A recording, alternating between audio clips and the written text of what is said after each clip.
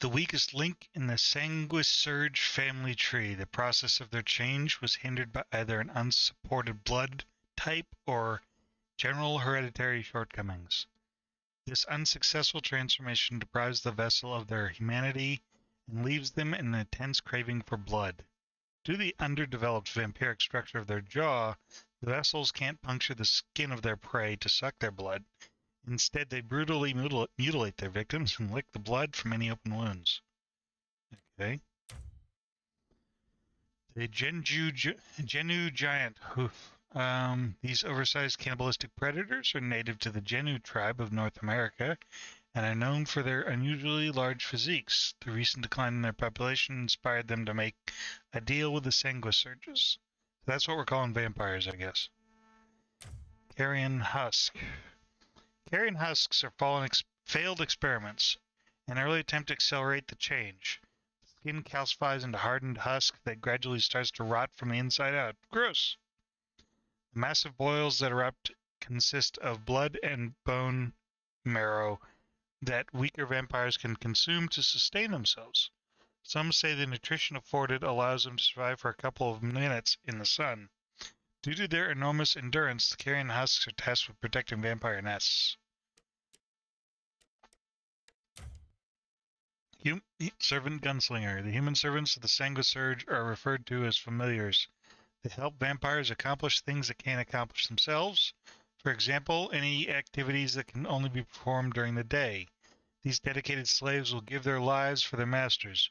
Often, they let their masters feed on them, which creates an even deeper bond. All familiars hope that one day their masters will turn them into vampires.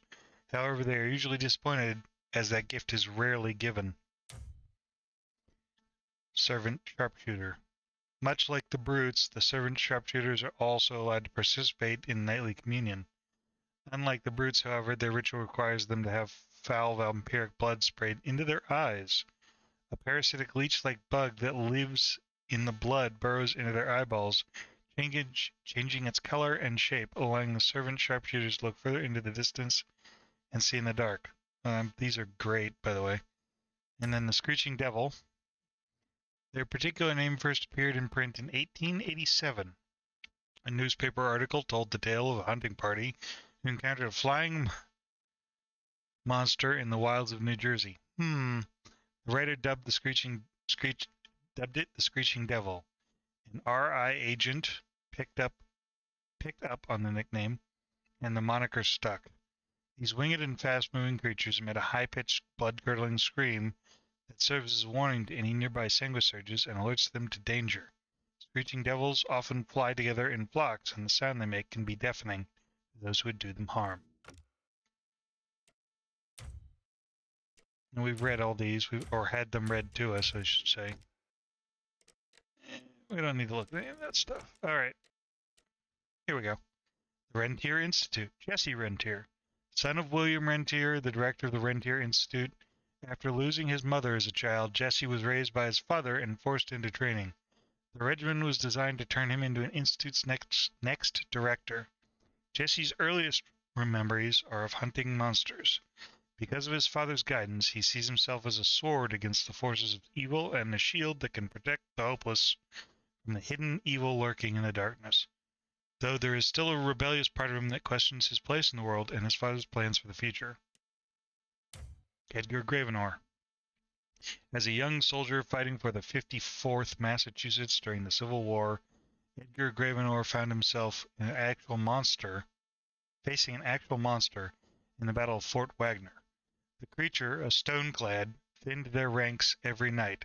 Edgar, standing sentry one evening, came face to face with the beast, but fortunately was saved by a young William Rentier at the peak of his skill, physical strength, and ferocity.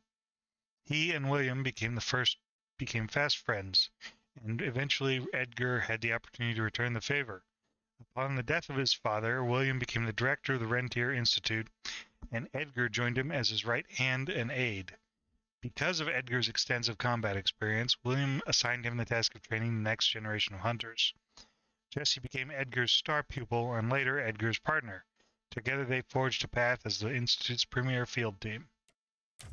Chester Morgan. Over the last few decades, Chester made extensive contacts with various other underworld characters. He provides inside intel to all his connections and has made quite a few enemies in the process. He is well known as a fixer in the vampire community and has served as an errand boy and courier for the prominent Highborns. That's it for the lore. I'll see you guys in the next video.